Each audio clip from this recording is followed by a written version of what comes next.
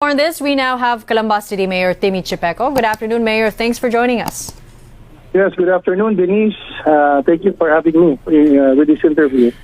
Okay, thank you so much for being here, Mayor. Any update on the two cases of the Delta variant there in Calamba, sir? Well, I want to clarify, the news that has been coming out, that they have announced that we have a Delta variant case in Calamba City. So just to explain, the announcement of the DOH came to me this morning. It was said by my health officer that is called to him last night. So they made it only recently.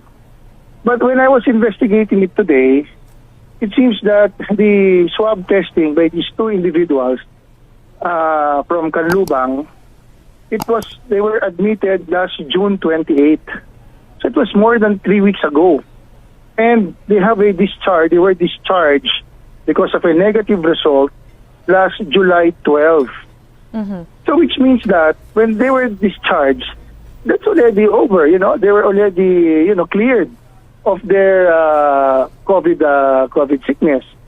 So I'm just wondering why the DOH to the Epidemiology Center is telling now that we have an active case of Delta in Calamba City, which is now causing panic in our city.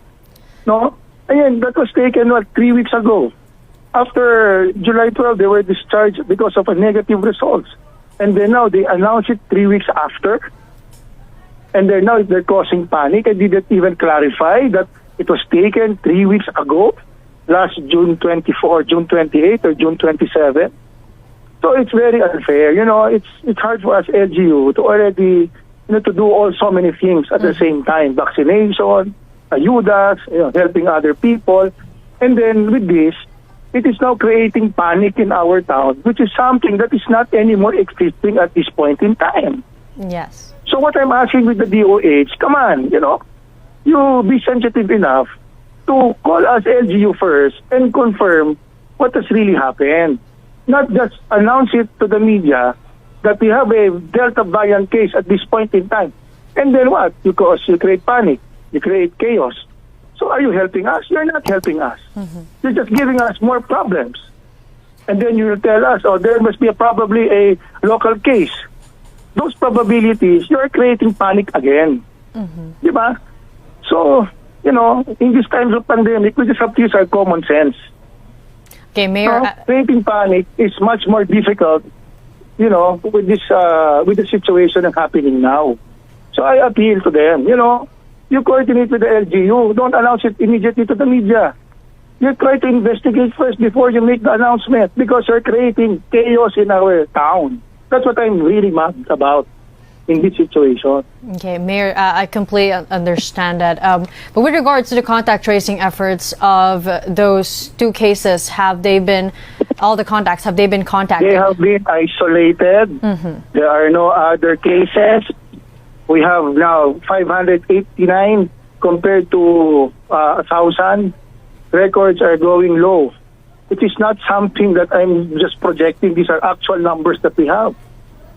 The responsibility has been given to us with the LGUs. So we know better what's really happening. Now we have 589 cases. Okay. So that's the reality. Now the question is, are these all Delta variants? Of course, I don't know. Mm-hmm. Because you have to test it. What I'm asking with them, if they test it, they should give a result 1 week after, not 3 weeks after. Why? Because if you give us a data which is already 3 weeks after, then what's the point of doing our job? You're giving us already late information. In a crisis like this, information is very important. So you have to give it on the right time. No, sir. Right? Is that too hard to understand? You have to give us enough time to react to this situation. If you give us an information that is already lapsed, because, for example, you give us an information like right now, 3 weeks has lapsed. No? 3 weeks. So these people have been discharged. How do you expect us now, to react on this? But now you have created panic. Sir, we understand your frustration, but with regards to these two previously active cases, there's been question if they have had recent travel history. Has that been found out already? Yes. To me, to my understanding, to our interviews, no, with the I was able to talk to the person, actually talk to them, or contact trace them, no. And they told me that these people, this is a father and a son. I don't want to mention their names because for privacy issues. They are not really the people who goes around. They just go to work. In fact, the travel history is just this guy is working in Los Baños. It's just the near town, no. And then he just goes back and forth, no, to this work and at home. So unfortunately, to my information, the wife already passed away. Okay, and this is a father and son, but I don't want to mention their names. Yes, sir. We understand that. They went to San Pablo Hospital, District Hospital, because they were feeling something. So they went there around June 27, and they were admitted June 28. Okay, June 28. They were admitted because the swab test was taken, I think, June 27, and they got the results June 28.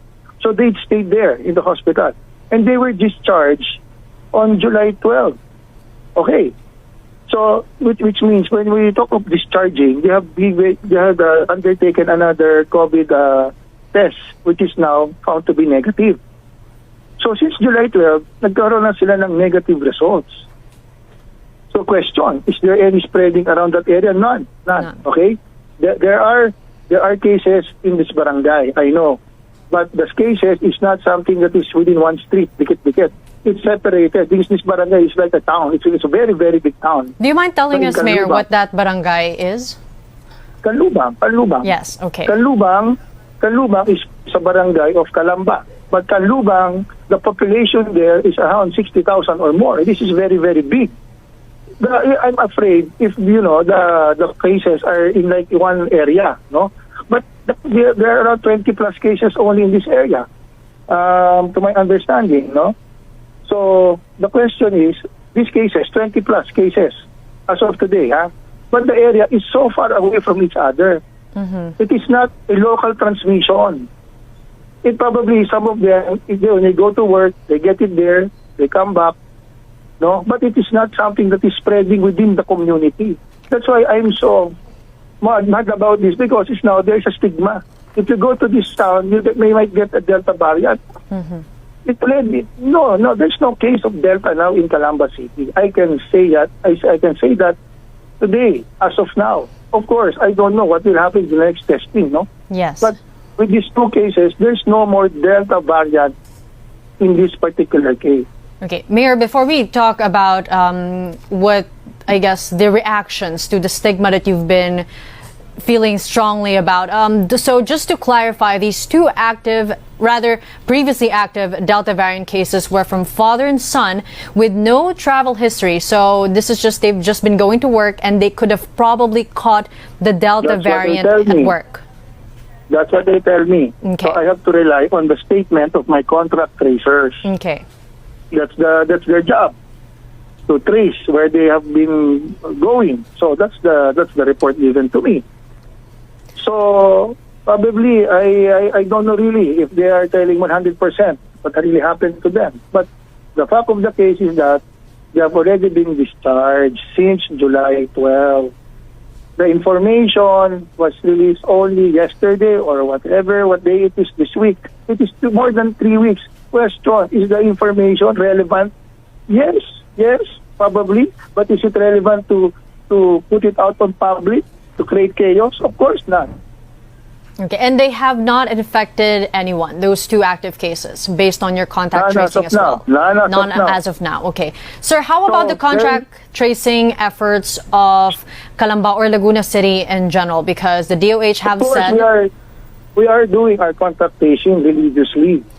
Yes, sir. We understand that. But how about the ratio? Well, the ratio, we of course, it varies. I cannot say, I cannot give you a definite number. It will really depend on the interviews that they make and the statements that the people will make. So some of them, we go as far as 5 or 10. Some go as 1 or 2. So it really depends, no? So But do you have enough, sir? What? Do you have enough contact tracers? Is that not an issue? Well, the DOA, the DILG, we were given, funds from the national government to hire contact tracers for every barangay. Okay. So we have enough contact tracers. Okay. But the problem is, we are still lobbying that they continue their contracts because I believe probably by the end of the year, their contracts will now be terminated. So that's the problem. Because the funding for their salaries and wages coming from the national government, I don't know if the government will push through with their contracts again. So this is one of the things that we're trying to verify. So if not, they probably will be the one hiring them because they have already the experience, right? Yes. So what's important is we have this infrastructure, people, the people, the hospitals, isolation rooms. We have this infrastructure present. So, Mayor, while we do understand that these 2 active cases that were previously reported by the DOH are currently not active anymore, and while you're saying that it's creating quite a stigma in the city, but do you have specific plans or measures to protect the city in case there could be a local transmission, a local community transmission of the Delta variant? It's so hard to say, at this point in time, but I already am planning some. I don't want to, I just don't want to create panic. Panic is much harder to control than the actual processes of containing this. Of course, I do have a plan. I can lock it down. I can, but there's so many. There's to me. There's a degree on what kind of reaction I will make depending on the numbers, correct? Yes. I will have to react on the situation itself. So I have a plan, yes I do, but the plan will be implemented depending on the numbers and the location and the circumstances. I cannot just say, I will lock everything down. Come on, I cannot just do that. We have people working, we have people, economy is already down, people are hungry. So people who doesn't have jobs, I cannot just do that. And because of this news report, again, it will affect our area. Again, people will stigmatize Calamba as, don't go there, there's already a Delta variant there. We have already having a hard time, and yet they are aggravating it. So to me, if there is a plan, yes, I do have a plan. What is that plan? It's for me to say it when the right time comes. Okay, we have Calamba City Mayor Timmy Chipeco. Mayor, thank you so much for joining us. Thank you very much, Denise, for taking for having this interview. Thank you, sir.